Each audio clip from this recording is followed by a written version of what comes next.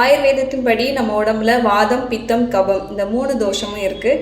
இந்த 3 தோஷமுமே கரெக்டான, அதாவது சமநிலையில் பேலன்ஸ்டாக இருக்கணும். 3 தோஷங்களும் சமநிலை தவறுச்சுன்னா உடல் அளவிலும் சரி மனதளவிலையும் நமக்கு நோய்கள் ஏற்படுது. வாத, பித்த, கப இந்த 3 தோஷங்களையும் சமநிலைப்படுத்துகிற மாதிரி ஒரு சில உணவுகள் இருக்குது. அந்த உணவு முறைகள் என்னன்னு பார்க்கலாம்.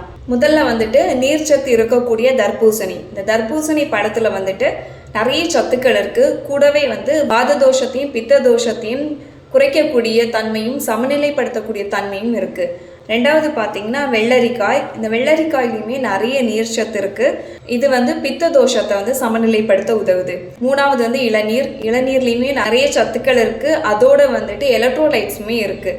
இது நம்ம உடம்பை டீஹைட்ரேட் பண்ணாமல் பாதுகாக்கும். அது மட்டும் இல்லை, உடலோட சூட்டை குறைச்சி பித்த தோஷத்தையும் சமநிலைப்படுத்த உதவுது.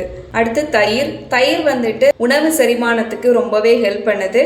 உடல் சூட்டை தணிக்கிறதுலையுமே ரொம்ப பங்கு வகிக்குது. அது மட்டும் இல்லை, வாத தோஷத்தை சமநிலைப்படுத்தவும் உதவுது. அடுத்து நெல்லிக்காய். இந்த நெல்லிக்காயில் விட்டமின் சி மற்றும் நிறைய சத்துக்கள் இருக்குது. இது 3 தோஷங்களையும், அதாவது வாத, பித்த, கபம் 3 தோஷங்களையுமே சமநிலைப்படுத்த உதவுது. அது மட்டும் இல்லை, இதில் நிறைய நோய் எதிர்ப்பு சக்திகளுமே இருக்குது. தினமுமே இந்த நெல்லிக்காய் சாப்பிட்டுட்டு வரும்போது நோய்கள்லேருந்து பாதுகாக்கிறது மட்டும் இல்லாமல் இளமையோடையும் வாழலாம். அடுத்து எலுமிச்சை.